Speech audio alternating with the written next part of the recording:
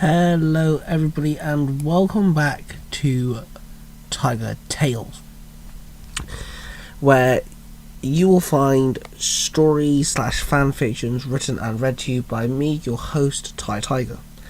And today we are back with Power Rangers Future Foundation. Now before we get into it, none of these stories are infringing copyright and none of them intend to break the original content. So let's dive in with Power Rangers Future Foundation. In chapter 13, the previous chapter, we left our Rangers preparing to go to the Animarium. So let's dive in with Power Rangers Future Foundation, chapter 14, Assault on the Animarium, part 2. Luca sped down the road and came to a sudden halt. He then climbed out of the car and walked up to 3 guys stood there. 2 cars in 2 days. What is it, Christmas? One guy asked. Gonna go away for a day or two, so wanted to make sure you get what you wanted before I left, Luca replied.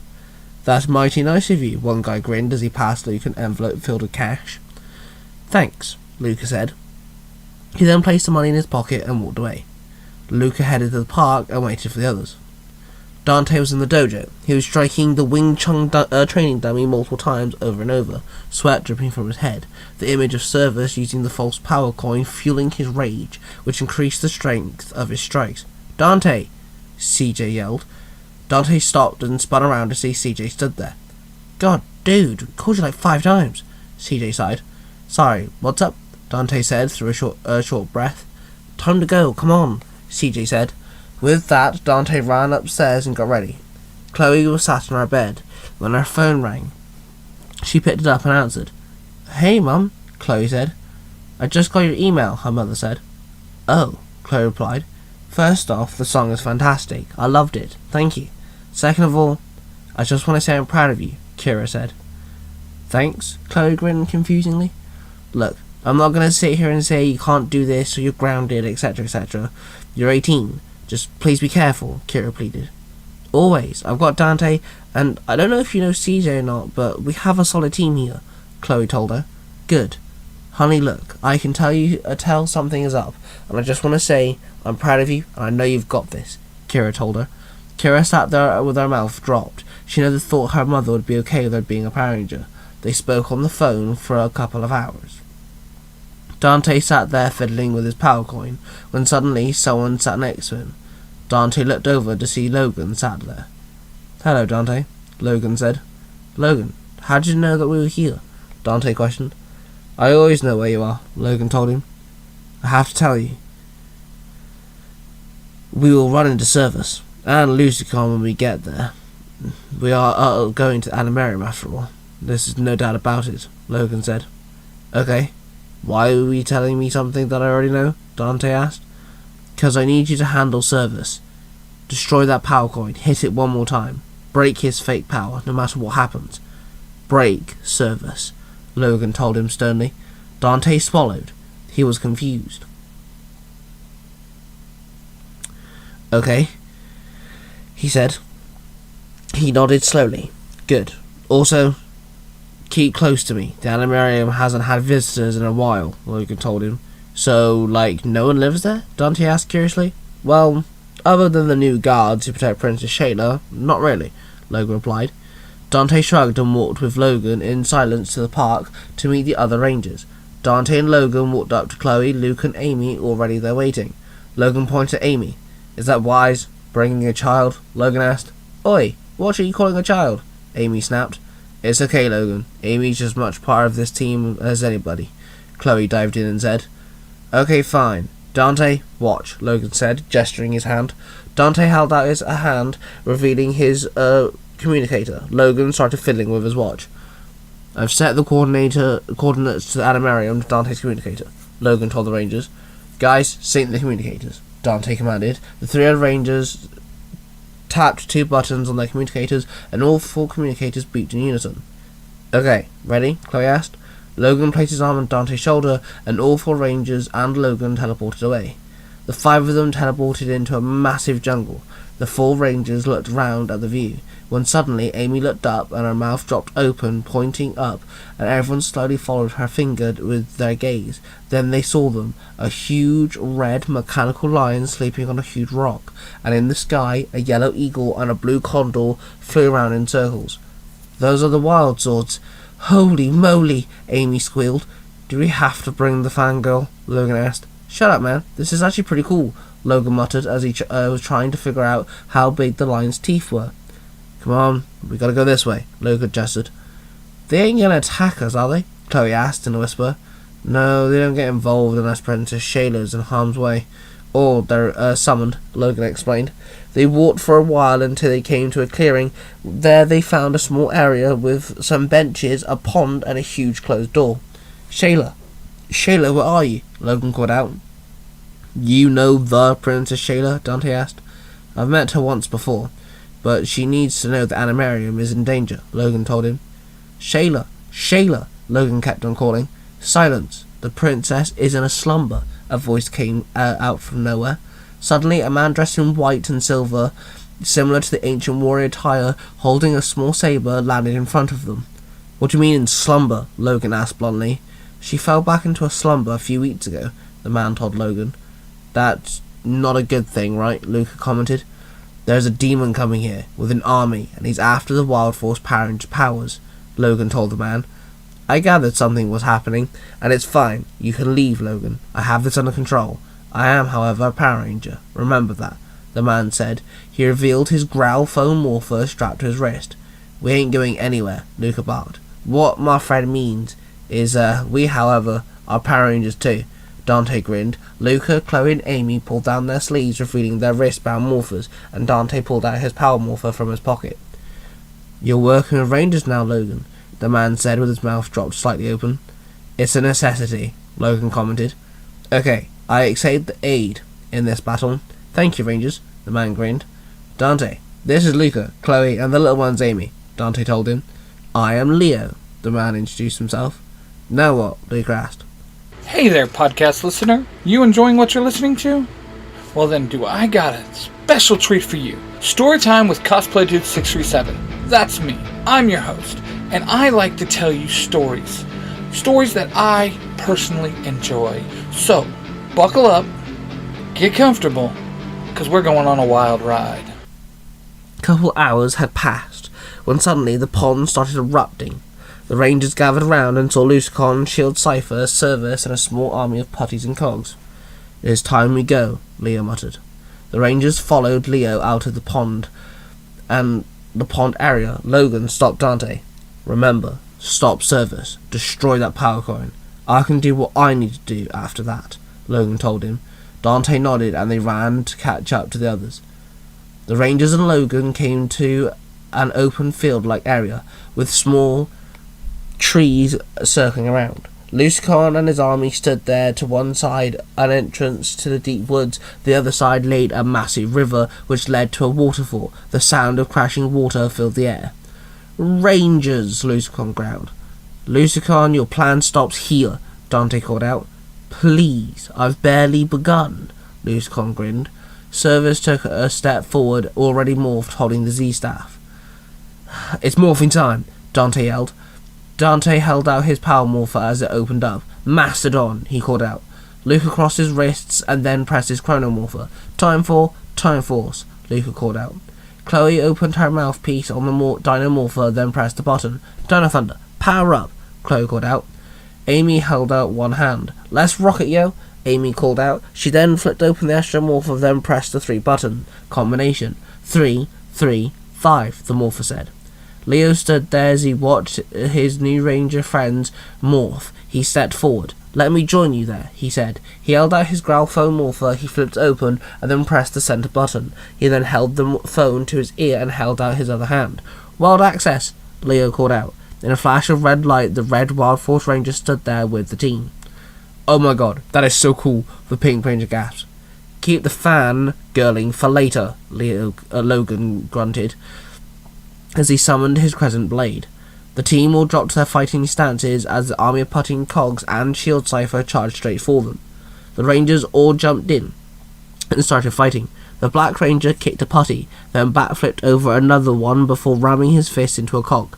He then grabbed the putty's fist and pulled it close before punching it several times. Then the Black Ranger grabbed hold of the putty, picked it up and slammed it into a group of other putties and cogs that surrounded him.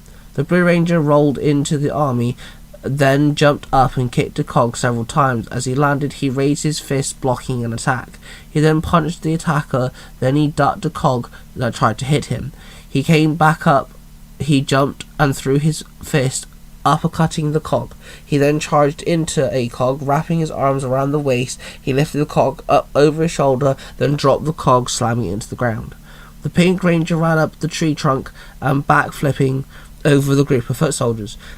He then landed, and as she landed, she punched a cog, then swiped her foot across the ground, tripping over a putty. She blocked an attack and pushed the putty back. She ran up a cog and pushing off of it with her feet, launching herself at another putty. As the putty hit the floor, she flipped over it, landing on her feet. She then blocked another attack. She then swung her foot into the cog's stomach. She then kicked another cog behind her. Then she double punched a putty. The Yellow Ranger ran at the army of putties and cogs, kicking them as she went. She then landed and grabbed onto a cog. She used it to lift herself up and kicked two putties behind her. Then she ducked and dodged an attack. Then she blocked an attack with her wrist. She punched the cog that she was holding onto this entire time and elbowed another cog in the face. Then she blocked another attack as she ran at a putty and kicked it into a tree. She then quickly swung her arms in outward circular motions, disarming a cog. Then she punched it twice in the chest. She grabbed its arms and swung it into another putty who was recovering from the collision with the tree. The Red Ranger ran over the foot army and landed in front of Shield Cypher. "Hello, Red Ranger," Shield Cypher called out. "My name is Leo. I am the Blazing Lion, and I'll stop you to defend the Animarium," the Red Ranger told the demon. "I don't care," Shield Cypher growled. The demon swung its shield at the Red Ranger. He jumped back, dodging the attack. He then rolled forward, dodging another attack. He then jumped up and punched the demon in the chest several times. Suddenly, the Red Ranger's fingers extended into claws, and the Red Ranger scratched the Shield Cypher several times before he hit the demon and then charged into him, ramming him into the ground. He then grabbed the shield and pulled it from the grip of the demon and tossed it in the air. Logan dived up with it, and with his crescent blade he slashed the shield multiple times, the shield shattering into pieces. Shield Cypher stood up and cried out, "You menacing fools! That was mine!" Shield Cypher called out. The Red Ranger grabbed the demon and blocked his punching attack. Then he rammed the demon into a tree, ran up him, kicking off his chest, and as he landed he summoned his Lion Blaster. "Your days are done, demon," the Red Ranger called out. He then pulled the trigger. The blaster fired into Shield Cypher. The demon yelled out, then he fell to his knees and he dropped to the floor. The demon exploded. Shield Cypher was finally no more. The Rangers regrouped and faced Lucicon in service. "You'll not beat us, Rangers. The Wild Force powers will be mine," Lucicon growled. "Not on our watch," the Pink Ranger called out. Service walked away from Lucicon, entering the wide river stream. The Black Ranger looked at Logan, who nodded at him. The Black Ranger then walked into the river stream himself and summoned his power axe, the water pushing his leg slightly. He then dropped into his fighting stance. Service shot lightning at the Black Ranger from the Z-Staff. The Black Ranger dived to one side, the lightning skimming past him. The Black Ranger then ran at Service, turning his power axe into blaster mode and firing several shots. Service spun his Z-Staff around, blocking all the energy blasts. The Black Ranger quickly switched his power axe back to axe mode and jumped up and swung the axe down at Service, water exploding underneath them as they moved through the running stream. The power axe and Z-Staff collided as Service blocked the attack. Then Service swung the staff, stopping and swung it back the other way. The Black Ranger stepped back, managing to dodge the staff attacks, the staff almost hitting him several times. Luckily for the Black Ranger, he managed to dodge the attacks, but he was slowed down due to the movement being restricted by the water. On land, the two fighting Mighty Morphin Power Rangers, Lucicon faced the four other Rangers, and Logan. The Pink Ranger summoned her satellite stunner and pulled the trigger. Luzcon just stood there and took the attack. The Blue Ranger summoned his Chrono Sabers and swung at Luzcon, who grabbed the blades and kicked the Blue Ranger, sending him flying, crashing into a tree.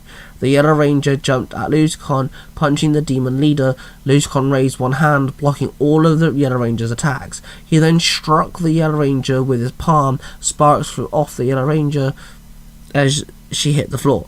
The Red Ranger and Pink Ranger ran at Luzcon, both kicking him. Luzcon grabbed both the Rangers by their ankles and lifted them off the ground. He then swung both Rangers around like they were nothing.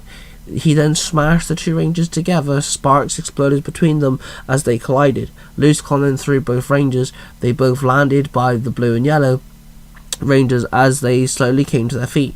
Luzcon held out his hand and to the side of him, two big balls of purple fire roared from his palms. Suddenly, lightning erupted from Luzcon's huge devil-like horns, hitting the Rangers, all four of them getting knocked off their feet once more. Then the two purple balls of fire flew at the Rangers. Explosions erupted from them, and the four Rangers dropped to the floor once more after being thrown around by the explosions. The four Rangers demorphed.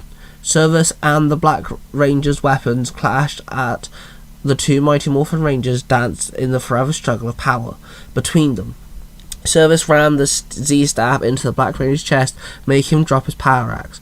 The Black Ranger grabbed onto the Z-Staff and took his stance. He then pulled the staff, pulling Service along with it. The Black Ranger then kicked Service in the chest, and spun around and pulled the staff out of Service's hand and tossed it aside. Now both Rangers stood there weaponless, as their weapons laid at the bottom of the river. The Black Ranger punched Service several times, not allowing Service a chance to react. He then grabbed Service and kneed him in the chest before kicking him in the stomach. Then he picked up Service up and raised him in the sky and dropped Service as he climbed to his feet. The Black Ranger kicked Service and spun around and did a spin kick. Then jumped high and kicked him a third time. Then the Black Ranger slid onto one knee and threw his fist into Service's belt, breaking the fake power coin finally. Service's Ranger suit glitched and then disappeared, leaving Service demorphed. Service stood there and roared as loud as he could in sheer anger. "Screw you, Dante! I'm the mighty predecessor, not you!" Service growled. "Is that what this is about? Pure jealousy?" the Black Ranger asked. It's not just that. It's more than that. You know nothing. Guessing Logan still doesn't trust people," Service replied. Luzcon roared and bolted towards the Black Ranger, grabbing him and dropping him hard into the river. Then bolted lightning from his horns. The Black Ranger demorphed under Luzcon's grasp. Luzcon punched Dante hard, knocking the wind out of him. Then Luzcon clenched his fist, and suddenly black energy seeped out of Dante and into Luzcon's grasp. Luzcon laughed as he opened his fist, revealing Dante's power coin. Dante felt weak and powerless in Luzcon's grip. Even worse, now his power had been stripped from him. Confusion ran through his mind. How did Luzcon drain Dante of the power coin's power? Luzcon lifted the fallen Ranger up in the air, water dripping from Dante's wet clothes. Then Luzcon walked across the river towards the edge. Luzcon hung Dante off the waterfall. Dante wriggled in the demon's grasp. Luzcon leaned forward slightly. "You lose," Luzcon whispered. Then he let go, Dante dropping him down to the waterfall. Dante fell into the depths of the water. Dante was nowhere to be seen. "No!" Chloe screamed. Luzcon walked through the water, then stopped by Service. "You're a pathetic idiot," Luzcon muttered. "I'm sorry, Master," Service said with a bow. "Tie up the prisoners, then we leave at once," Luzcon demanded. Service bowed once more. The four Rangers were bound by rope, their hands tied behind their backs. "Oi! Where's Logan?" Luca whispered. "I don't know," Amy muttered as the four Rangers looked around and Logan was nowhere in sight. "Your little Megazord puppeteer has left you here to perish. Logan only wants what Logan wants, and Logan only looks out for Logan." Service grinned as he tied up Leo. You'll not get away with this," Leo roared. Luzcon pulled Leo to his feet. "You'll lead us to the animal crystal of the Black Lion," Luzcon growled, as he pushed Leo forward. Leo started to walk ever so slowly. Service summoned his Z-Staff and gestured the rest of the Rangers to follow Leo. Somewhere across the Animarium, Dante laid on the edge of a lake, wet and unconscious. William sat there in the place without time and space, waiting. He picked up a white chess piece with the black base and started painting it with silver paint. "What is the silver for?" the knight asked. "It's for the upcoming event," William grinned. "Sir, it's close to the reset, isn't it?" the knight asked. "Couple more hours to go for our young rangers, and then yes, reset time," William said. He then placed the white piece with the black base down. It was now painted half silver. "And we are still at the beginning," William grinned. And there we have it, folks. That is Power Rangers Future Foundations Chapter 14, Assault on the Animarium Part 2. I hope you guys enjoyed this. I know I very much enjoyed writing it. Just want to quickly shout out everyone. So, of course, that's Zero to Hero, the podcast with Billy and Jim. They're amazing. Go check them out. Nerds Through Comics, Red Cornish Ranger. He's also awesome. He's a good buddy of mine. And, of course, Baker Rangers with Ben. And last but not least, Cosplay Dude 637 with all his story times. And I'm loving his stuff. We both upload on a Monday as well, so go check him out on Spotify after you've listened to this. Thank you all for watching. Don't forget to check out everyone I've mentioned. Look out for more Power Rangers stuff every Monday and stories throughout the week. Thank you all for tuning in, and I shall see you guys next time. May the power protect y'all.